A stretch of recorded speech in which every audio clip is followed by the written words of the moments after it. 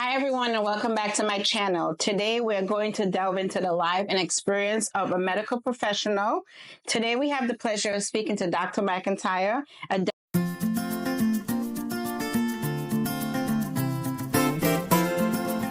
dedicated physician who practices and resides in the beautiful nature island of Dominica.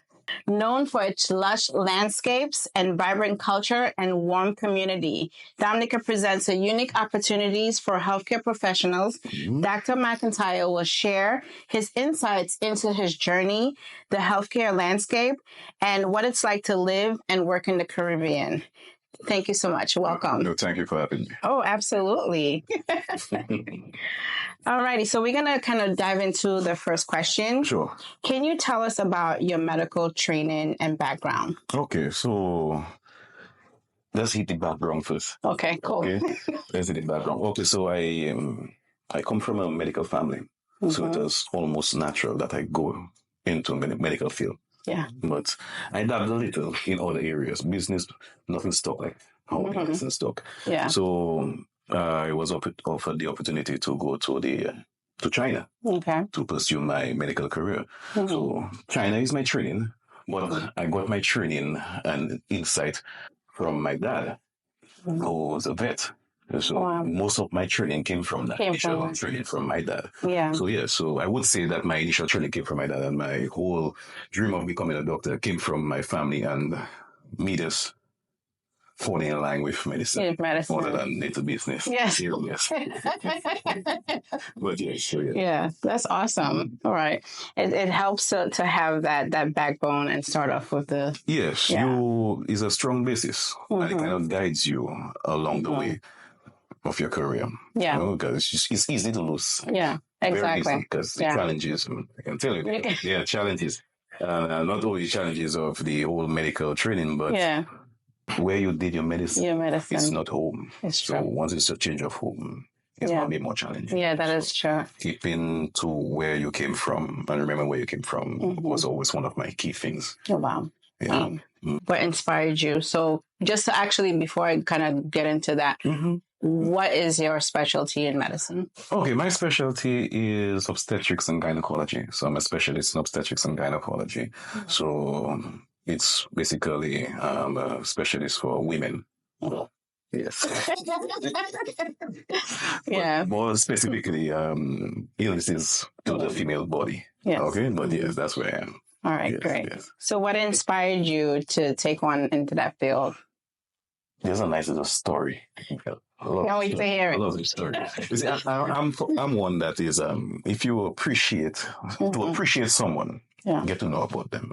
Each one of us have a nice, beautiful story. Yeah. And it makes you better appreciate that person and understand that person more. So my story is that when my mom had my brother, I was 12 years old. Okay. The second brother? No, let's not get into it. Okay. So you were 12 years old. My mom had her last son. Her last son, yes. I was 12 years old. So I asked her, Mom, because it was a bit of a challenging pregnancy for her. She had hypertension during that pregnancy. It was very, very troublesome. So she would be often going to her visits to the doctor. So I asked her, so Mom, who's taking you? She said, well, she's going to this doctor. I'm like, okay. So how many doctors doing that? She said, there was 2 at the time. I'm like, that's a lot of women for those 2. On the entire island. Yeah, so that inspired me to, because I saw what my mom was going through. I know I was going to do medicine. I'm an early age, but I saw what my mom was going through.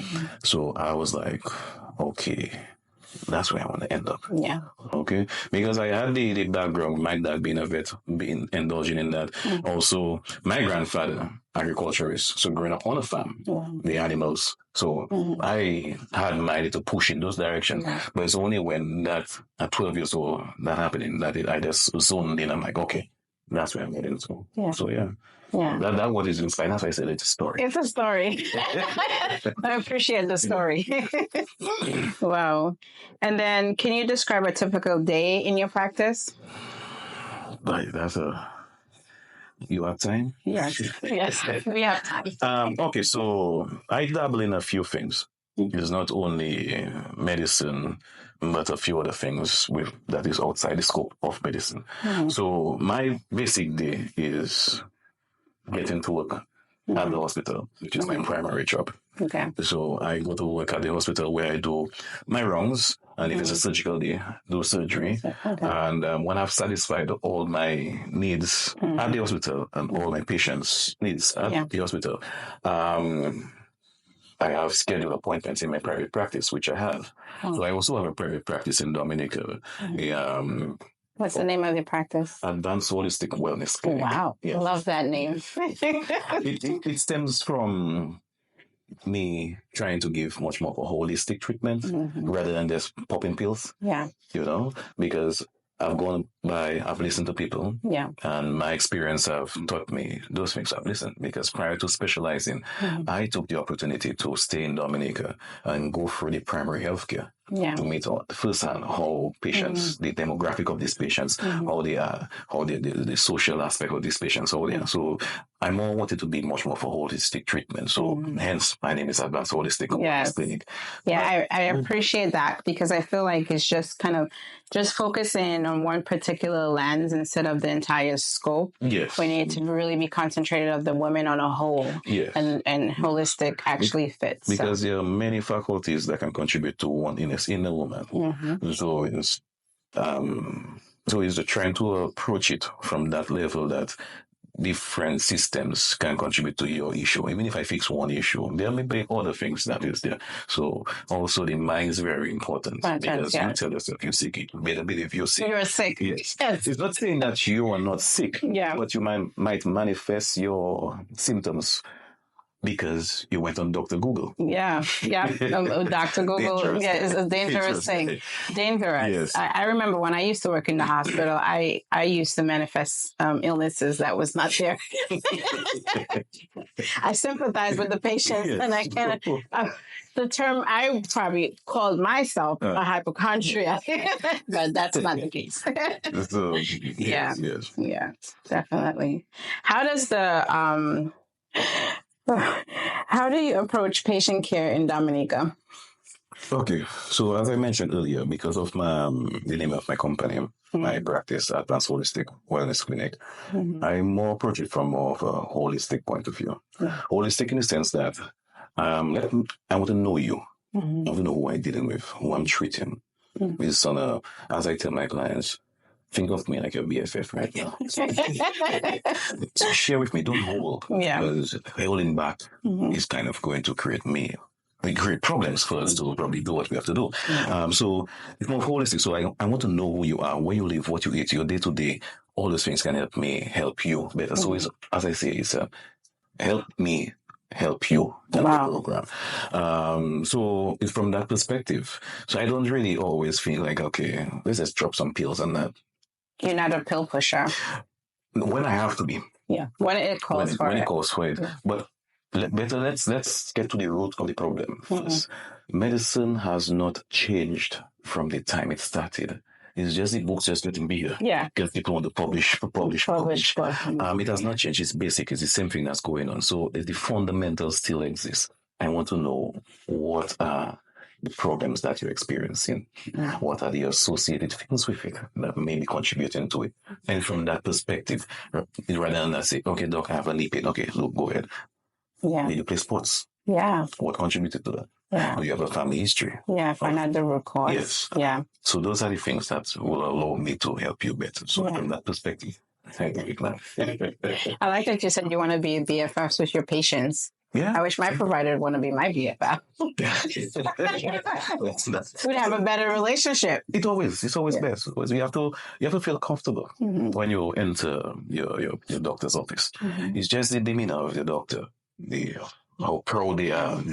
You have to gauge your clients. That's true. As soon as someone enters my office, I gauge my clients. That's so true. To see how they might. Because I get this all the time. I don't expect you. I spent so many older. Because of the whole thing that McIntyre goes back. You know, yes. everybody expects an older guy. An older McIntyre. And no dreads. And no dreads, yeah. So, status quo. Yes. So I gauge people by their expression and how they move and their whole demeanor. Yeah. So I would know if I have to probably crack a joke early or just dive straight into it. Yeah. You know.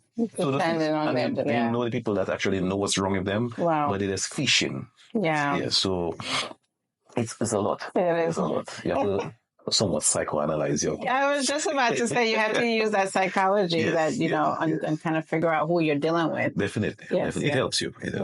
Yeah. Okay. Are there any common health issues or conditions that you see frequently among your patients? Frequent with my patients, especially with the women, would be what they call polycystic ovarian syndrome, PCOS, and uterine fibroids. Yeah. Those are the top runners that I come across often. And one of the main issues is the increase in infertility that they yes. So that is my main thing. So you would find that you would have to almost work closely with other specialists in endocrinology because of hormonal displacement and also a dietarian as well. So we have kind of guide these people. So it's not only to say, okay, well, you have PCOS here, pop some pills, go on a birth control. No. Diet contributes to it. Yeah. The certain foods that you eat kind of contributes to your metabolism being off. Yeah. And sometimes it might not be that the PCOS, your thyroid. So it's, as I say, holistic. Yeah. Engaging. But PCOS is one of the top runners that I come across a lot. And what I always tell them is that you're not alone. No, they're not alone. You're not alone. Don't feel as if that's on you. No. There's actually a following, and there's the groups. And there is actually a month for PCOS month, which we're in right now. Wow. Yes. So so July is PCOS month. Yes, right now. Oh. You know, so it's an awareness that we try to create. Yeah. And it's getting there. It's getting there. It's always come and pushing it. And the fibroids is another top runner. It is. I can attest to that. And just to let the women of Dominica know that they are not alone, because it is a huge case of PCOS here in the United States. I myself, have witnessed to that as well. I suffered from PCOS, and most recently, which I have a video on that about my hysterectomy journey, and that was due to me having fibroids. So it is a sensitive topic for me, and I know for many others, and we really need to kind of dig in and find out, That's why we need people like you to come up and speak. But your life still goes on. The quality of life may change, but it's you to make it what you want. Yes, okay, it's not a death sentence. Yeah. It's not crippling as well. It's not. It's just an approach and speaking. Always speak with people. Yeah. And get enlightenment as to what's going on with your program. Yeah. If I've done some analytics on my own, where if there's a room of 5 women that are sitting in the room, 4 out of that 5 women are suffering from PCOS. Yes, I will agree with that. So most definitely it is one of those researches that we kind of really need to kind of dig into and find out how can we make it better, because it's good thing is acceptance. Okay. If you got it, you got it. Let's accept that, because we can't cure it. There isn't a magic pill you're hiding in your pocket. Probably in the next 2 years. But for the time being, acceptance is one of the best keys. When you accept what you have, you better manage it and deal with it. So this is purely more of a management program. And accepting that, okay, well, I have this. What next? Yeah. What next would require you speaking to individuals who may suffer with it, and also your private physician? Okay, it's not only taking it from the doctor. Yes. Speak to someone or something. Yeah. It creates much more you know, that, okay, this is me. Because my friend or somebody I know, and they're going about their life normal. So I shouldn't just make it way down. Make it way, yeah. It's better to speak to a medical professional. So in comparison to my conversation with my friend who is from Dominica, and I was talking about my fibroids, and she was like, I heard that women who like to eat dashing, they're seeing a high increase in fibroids in women who like dashing. And I'm like, oh no, because I love dashing. Yeah. I can tell you. Folktales. It's folktales. Yeah. I've dealt with it for some time now. And I'm kind of pinpoint a dietary link to it. Yeah. There might be some correlation, but I've practiced and trained in China. And this was surgeries on a daily, removing fibroids. Wow. On a daily. Yeah. The Chinese diet and your diet. It's totally different. Yeah. So it's just something that happens. Yes. It's just something that happens. And we would like to understand why it happens. But some women are much more prone to it than others. And there is the Black African descent is a strong correlation with it. Okay. So I'm more insult to the blacks. Some more. Yeah. We're strong. We are very strong. We're a very strong group. But to say there's a diet correlation, kind of difficult for my part. So you hear that, folks? It's not the dashing. So continue eating your fig and dashing. Well, what opportunities are there for professional development and continuing education in Dominica? Okay, so Dominica, being a small little country, developing country, the majority of us, well, all of us, explored out there for tertiary education. Yeah. And we came back, which was the best thing for the island. Yes. So in coming back, because we know what out there is, we employed most of the practices that we had out there. So we have like continued medical education where the group of doctors always come together and speak on different topics to help, educate all the doctors. Yeah. So it's faster treatment. As they say, early detection is the best. Yeah. So if we're able to see, that's not my specialty, I'm able to see something early, I'm able to refer to the physician that is specialized in that area. So the continued medical education is one of it. Also, the technology. Yeah. Group chats. Doctors or that people that your colleagues that you probably practice with in other countries. What we do when we create group chats. So if my colleague, like let's say my colleague in Zambia, he has a practice as well in Zambia. He's a gynecologist as well. Things that he come across there, he shares it. As do I. I share it and we speak about it so that kind of enlightens you as to how you can improve your area. Because the epidemiology, the demographics all change. But still it can help you to see if there's other new advancements or new little techniques you can employ. One of the other ones is subscribing to medical journals. Read. Yeah. Read. Yes. That's what got you to this point, right? Yes. So you have to continue. Reading is fundamental, as I always said. Yeah. And I've found that in my spare time, anytime I see something new, I pop in. I read.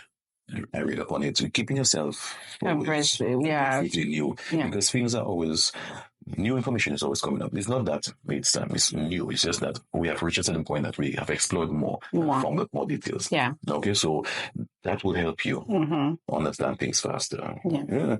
There may be a more technical way, or may not be a technical way of actually performing a certain procedure. Or you may find out, well, maybe we should tear down certain medications based on X, Y, and Z. Well, that has happened, specifically with hypertensive clients that may require surgery. Like for me, if I might have to do a hysterectomy on a hypertensive client, I have to let them know certain drugs. Yeah. Have to be taken in the morning prior to your procedure. Yeah. So, they have to stop actually 2 weeks prior to this procedure because some blood thinners can interact. Yeah. So when we go to a cough, you don't want to be bleeding. You don't want to be. Yes. The half-life or the drug works. Yeah. You have to stop it at certain times. So that continued investigation into how the pharmacology plays with our surgical procedure is important. Yeah. So it's not only me saying, okay, you have hypertension, let's do surgery. Don't take this X, Y, and Z. No. Yeah. See the anesthesiologist. Yeah. Speak with them. Let them review you. Yeah. Your medication be reviewed first prior to you going there. It's just overall trying to help. I think that holistic. Holistic. There we go. You took the words right out of my mouth. I was going to say that holistic view. Yeah. Yeah. What are your future career goals? I have a 10-year plan. Oh, good. I have a 10-year plan. But you want to share maybe some, maybe not the entire plan? My 10-year plan is I have a lot of little industries under me right now in the medical area. That one, I work at the hospital with the government. Two, I have my private practice where I've branched out to the Portsmouth area as well. And three, I also lecture because I started off in the veterinary world. So I also do lecture in the Animal University. Mm-hmm. And this right now is just building me, getting out there. Really and truly, the reason I want to get out there is to reach underdeserved demographic of people who may not fully understand what's going on with them, but they're reluctant in speaking with someone. So I just want to just reach out more. Yeah. I mean, that is 10-year plan. So just be everywhere. Yeah. You touched my heart when you said that. Because this is what I do. This is what I do for a living, right? I work in population health. So yes. You touched my heart when you said that you're concentrated on the underserved, right? Yes. You know, so that it's a passion initially. Mm-hmm. My grandfather said, love what you do. You never work a day in your life. And that has been my mantra from day one. I don't feel exhausted. I don't feel overworked because I love what I do. Because you love what you do. Yes. When you have a passion for what you do, it does not feel like work. Yes. No, it does not. Because there's not enough daylight for me. Right now, American is here. And you're still working. Yeah, still working. Because it's not work. No. You're in the customer service. Mm-hmm. You know, you have to be reachable. Yeah. You have to get it out of your head. I'm not above anybody. All of us are in the same system. Yeah. My contribution as a doctor is my contribution as a doctor. Mm-hmm. Your contribution in whatever profession, that's yours. Mm-hmm. You need me, I need you. Yeah. So let me help you so you can help me. Yes. So it's a give and take situation. Give and take situation. Okay, so just me trying to reach and just close up on that there. Because as much as the primary healthcare is doing all what they can do, they're still restricted in a lot of things where they have to then refer. Yes. So if I can go out there, be accessible to the public, it helps me. Good. Yeah. Help them. So for me, it's growth personally, but also giving back to Dominica. Yes. Because I was fortunate to be given a scholarship. Yes. So I'm not held unborn. No. But I held myself unborn. You held yourself unborn. Yeah. Because I have to. Because if we don't come back and develop our country, no one will. No one will. No one will. All the expertise is going to be out there. Yeah. I want us to be able to rise and put ourselves, not to say contending, but on a level that we don't have to always send our patients out because we have proper physicians here that can deal with it. So that is my thing. That is the growth that I would like. So that if I can do it, people will say, okay, well, he can do it. Then I can as well. Yeah, I can do it as well. So it's motivation. It is. It's challenging. It is challenging. It is. Tell you that. It is challenging. And we have so many Dominicans that live abroad that are in the healthcare space. That are doing so much for the places that they live. Yes. And if just a very small cohort of that population were to spend a month in Dominica and share and we would do some great things. It will. Yeah. It will. It's not only you. I'm not asking anybody to move back. No, that's not what this is. That's not what this is about. This is basically sharing of information. Yes. Yeah. Insight. The availability of information is powerful. Yeah. You know, so create networks, social networking. Yeah. It's just that if I have a case, can I just call somebody? Can you call someone? Yeah. And then they can give me direction. Yeah. So it is from that perspective. It is. I remember during the last hurricane that devastated Dominica, I tried my best to create a group, a professional networking group, in terms of when if for some reason, God forbid, we were ever to face any type of devastation in the future. That's what it is, man.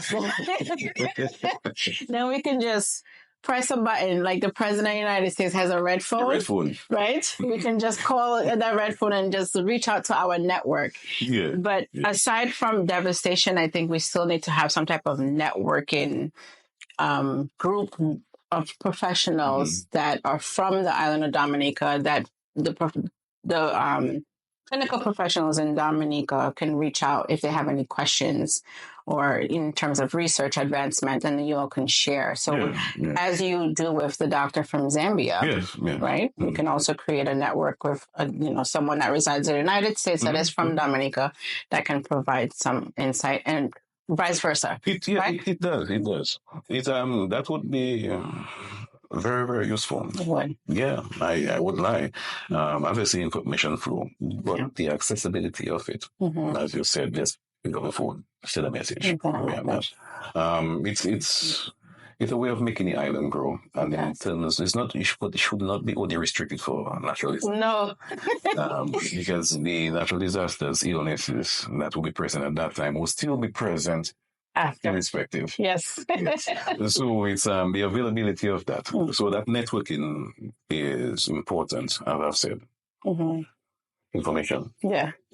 And not because someone works elsewhere means that they're more advanced.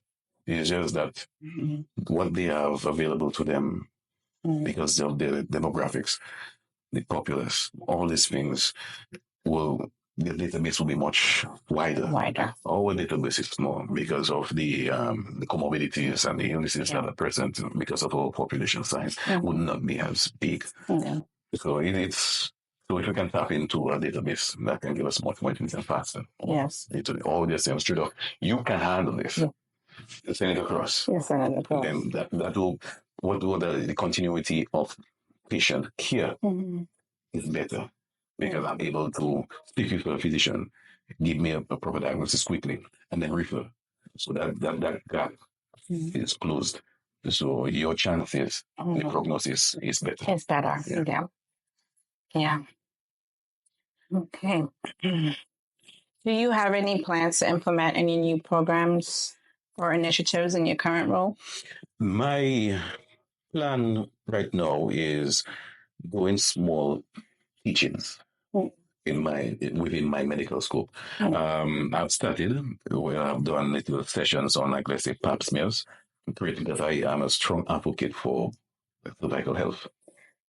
Let's talk about pap smears quickly. I saw a funny meme on TikTok that says, "We are in 2024. Can you guys have figured out all these innovative ways to do different techniques in the why still the same old way of performing pap smears?" But remember what I just told you. Medicine has not changed. The fundamentals is still the best way to guarantee proper treatment. I understand the nature of it. Don't get me wrong. But it boils down to technique and the individual doing it as well. Yeah. Okay?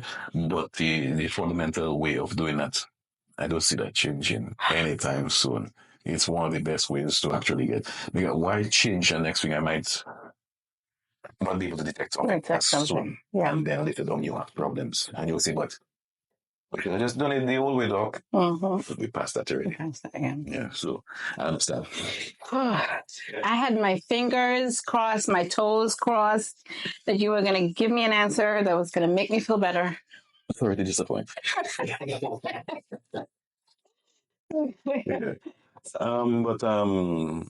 So my outreach would be continued, as I said, strong on the cervical health. In this day and age, not one female should die from cervical cancer. Not one. We have the technology, we have the screening purposes to treat it and go on and on before we reach that level. So if any woman die in this station, it's not on that is purely on that individual. On the individual. Okay. Yeah. But why it could be on us. We're not educating people, the public properly. So that is where I would like, and what I have started doing these sessions, going to the small groups. I start with my nurses first. It's always best because your nurses in a primary health care, those are the ones speaking to the public. They have the first hand with them, direct contact. Then they refer to me. Okay. But what if I can educate them so they can educate the masses properly? And then that will help me be able to treat properly. So that is what I'm doing, is continuing education, teaching sessions with these people. It helps, it's beneficial. Do on my WhatsApp post. Yeah, I see your post. Yes, I see your post, and I just love every one of the posts, and a lot of things. Even for me, being in the medical field, some of your postings and what you are including in there, I'm like, wow, this is new information to me that I didn't know. So that's the thing. You may not know because you're in the medical field. Yeah. So that prompts you to say, oh, okay. Somebody spoke to me and they mentioned that. Yeah. So probably I should tell a person, go have that because it may need that. So it is not only information for you, but you educating others. So you hear that, ladies? Persons, it is very important that you get your pap smears done. Do you recommend yearly? It's dependent. Okay. It's dependent on your pap smears and your family history. Okay. So leading cause of cervical cancer would be your HPV. So if you have tested positive for HPV, it is something you should do yearly to make sure that there's no manifestation of anything going on. Strongly family history, yes, yearly program. Someone who has studied, like, the more promiscuous you are, you should be also doing it. Not you only, but if your partner is more promiscuous, it's something that you should check. So what age do you recommend that women or persons would get their cervical cancer screening? Okay, so it's recommended that you do it from age 21 and up. Most times you say age 21 is because that's the age majority of students are in university. And the promiscuity has increased. HPV is much more prevalent at that stage. You will find because the promiscuity increased, a lot more change of partners happens in university life. So we recommend at the age of 21, you start doing your cervical screening for cancer preventive care. However, promiscuity in different areas. That's why I say it's important to know your clients, the demographic, the sociodynamics of them. It helps you navigate how I tell you what you should do. Because if a 16-year-old has engaged in multiple sexual partners, in terms of her normally, she should do it a little sooner. Okay. So it's not that only, but her history. Family history of increased cervical cancer. That they're all probably testing positive for HPV at that age. You should do it earlier than age 21. Shouldn't wait. No. What we have noticed and time has taught us is that things are forever changing. Cervical cancer was somewhat of a older thing. It's not. The things happening sooner. I've had clients as early as 28, 30 years with cervical cancer, stage 2, 3. Okay, so it's not only saying, okay, well, I'm getting checked, I'm not promiscuous. No, but you have the other factors. Family history and other factors. It could be environmental. Smoking, obesity, all the things can contribute to it. So it's multifactorial. So getting down to the facts, asking questions, and help you navigate. So Are there some signs that persons may notice that would trigger a need to have a cervical cancer screening? Okay, so I wouldn't jump straight into cervical screening. Just a general examination by a physician and ask certain questions. So what exactly are you presenting with? So not because you tell me, okay, doc, I'm having this itch, this burn. What warrant you getting a pap smear? It would simply be a normal vaginal examination. then you will go from there. Ask the questions, because not because you're having an unusual discharge means you're having cervical cancer. There are all the factors with it that can correlate with that. Okay, abdominal pain, how long the discharge is, the color of the discharge, frequent urination. all those things can contribute to it. So you just straight up having a discharge might just be simple. You're having a yeast infection or bacterial infection, which is straight up easier treatment. Okay, UTIs, women are much more prone to UTIs. So the bleeding sensation which you mentioned there would be along the lines of that. The lower portion of your abdomen being painful would also be indicative of that as well. Increasing urination, you mentioned, but also diabetes can also contribute to that. Yes, So, Dr. Mugo will tell you, you have cancer. You have cancer. Yes. But no, there is getting down to the basis. Go see a doctor. Speak. Find out what's going on. Share information. Don't lie. So it will help you with your diagnostics at that time. Exactly. So it's not because you have this, you're going to pass it. Don't fight me. Please. Just want to bring awareness. I agree. That's what we're about. Yes. Wow.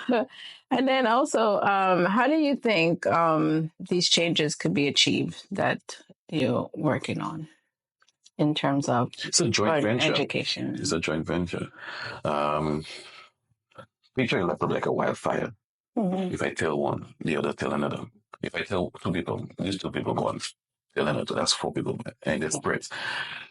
Social network, we are blessed to be living in a time like right now where social networking, especially with the medias, that we are able to share information and it can reach different, because I'm not that old, but I grew up in a different time than social media and cell phone era. And I relied on what you call encyclopedias to do my book reports. Do you want? I have a garage full right now. Don't ask me. A long story. We'll talk about it. So it's easy right now to what used to be a room being a mass computer. You have it in your hand. A phone. You share that. You spread the word. So instead of we're doing a lot of this TikTok, we can push it to do the TikTok medically. YouTube channels. Most times, even if I do a procedure repeatedly, sometimes I just go on YouTube to see how other doctors do it. Different techniques. You understand? I go back in my book. I read different procedures.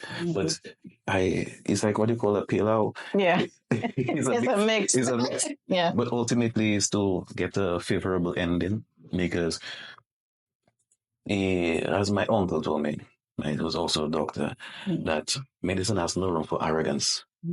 No room for arrogance.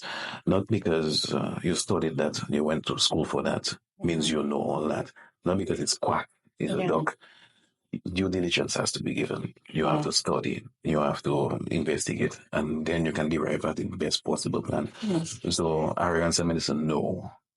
So it's just doing your due diligence. Okay, so reaching the masses and educating them helps you, because if I can probably show you 3 symptoms and you're probably having 1, 2, it might spark. Long I do a visit. Check my doctor. Okay. Or I can just message my doctor on Facebook. I haven't that. When you tell me come in now, you can just tell me, okay, not to worry. So I can just, because the anxiety is much more troublesome, like you were saying.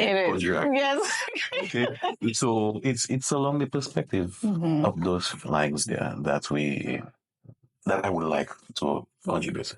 It's, as I say, it's information flow. And we live in a time of social media, which is booming. It is. Okay? So we can use that. There are also some TikTok doctors too that have not been certified. So that's why it's not. It also creates that awareness, because these people read a lot of books. They're not certified. But what they can do, they can create that awareness, so these people can come back, someone who's certified. Someone who's certified. Yeah, so it has its pros and cons, but it's out there. There's no publicity. There's no publicity. There's bad publicity. It's pushing the word out there. Physician, family man, how do you balance your professional life and your personal life? Easy. That's a no-brainer. Remember what's important to you. and why you do it in the first place. Family comes first. Yeah. And priority is family. They motivate me to do what I do as well. And they understanding that work takes him a little longer. But I also have to know why I'm doing it in the first place, to provide a certain life for my family and also my passion for my profession. So it's as challenging as it may be, it's not exhausting. Yeah. Because it's a choice. It's a choice. And I made that choice and I'm sticking to it. Yes. So what is your favorite hobby? For those of your patients that may, or friends or family, colleagues that may want to know. To be honest with you, my favorite hobby is just being in nature. Kicking back. As much as I dress up, I don't like dressing up. I like to be in my plain clothes. Yeah. I like to be out. I love hikes. Yeah. So I go on hikes often. Not as often as I used to be before because I have a 10-year plan. Remember that? Yes. So I'm really pushing towards that. But hiking and nature. Okay. Agriculture. Because my granddad put me in that there. My father is a strong agriculturist as well. Yeah. So yes, I've been dabbling a little in agriculture and really helping with areas in terms of repopulating fruit trees. Wow. What's the most recent fruit tree that you've planted? You would say most recent fruit tree or trees? Trees.